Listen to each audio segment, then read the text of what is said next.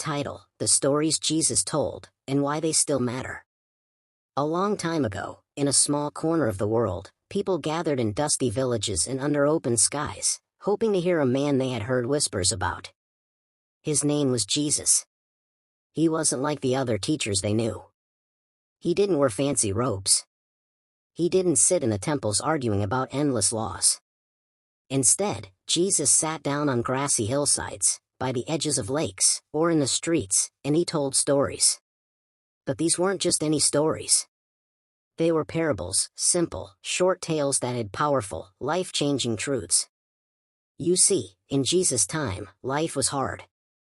Most people were farmers, fishermen, and workers. They knew about seeds, sheep, money, and storms. So Jesus spoke their language. He used things they already understood to teach them about things they had never imagined, about the kingdom of God, about love that never gives up, about forgiveness bigger than any mistake.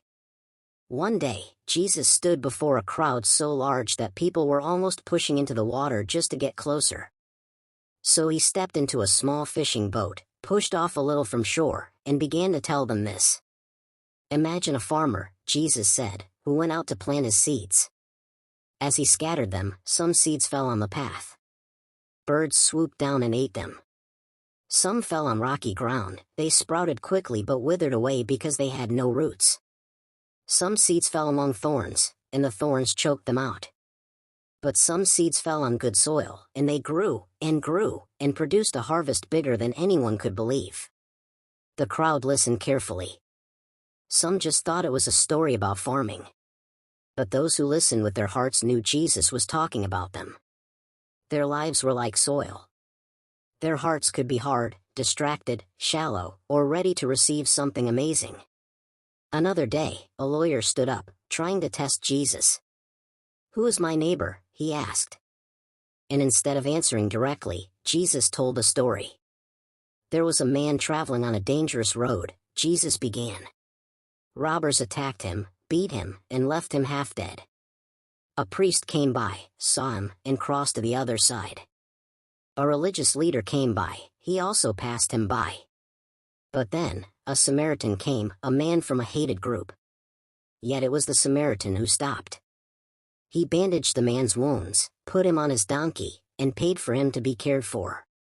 Jesus looked at the lawyer and asked, which of these three was a neighbor to the injured man?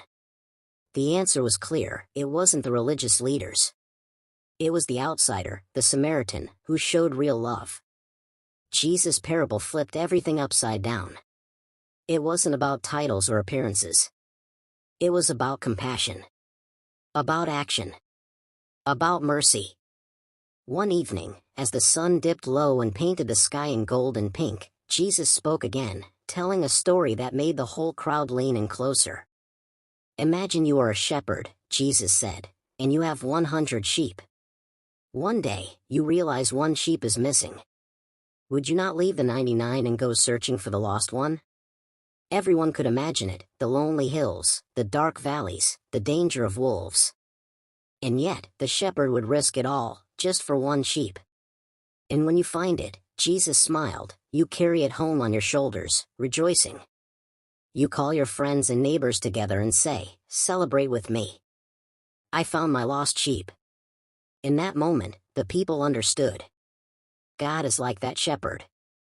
Even when we wander off, even when we are lost in the darkest places, He doesn't forget us.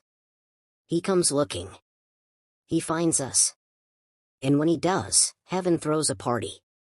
Jesus' parables weren't just little bedtime stories. They were invitations.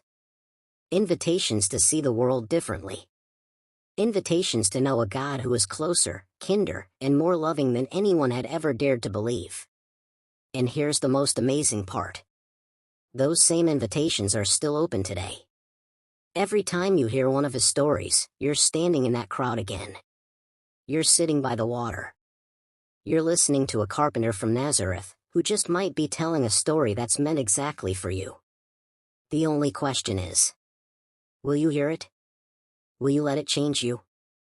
If you enjoyed this journey through the parables of Jesus, make sure to like, subscribe, and drop a comment about which parable touched your heart the most. See you next time for more.